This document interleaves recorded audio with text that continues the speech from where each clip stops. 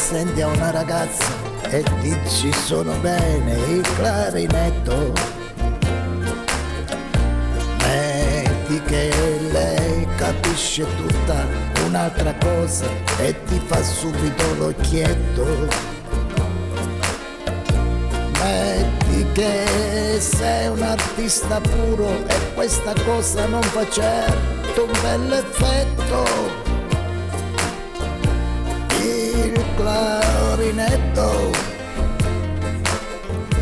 quello che fa filu filu filu fila. Metti che lei non è un artista e con la musica non prova alcun diletto.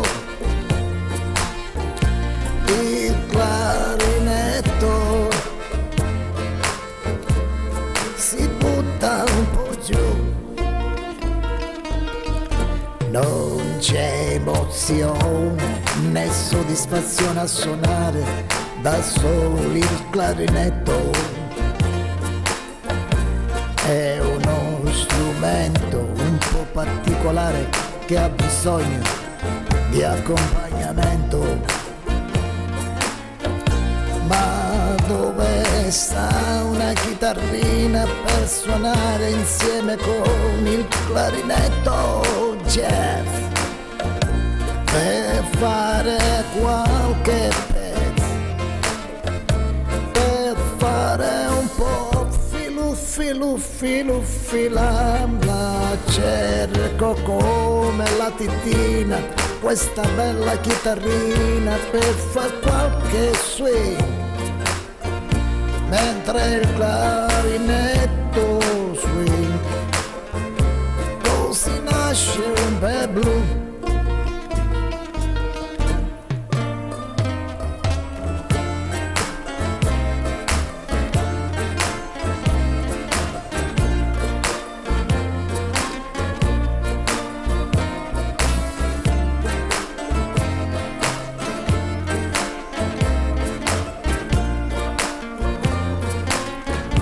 Senza la chitarrina non puoi fare manco una canzoncina un po' svettina in do. E allora come fu per fare un po' filu filu filu fila? La cerco come la titina, questa bella chitarrina per far qualche swing, mentre il clarinetto spin. Così nasce un bel blues.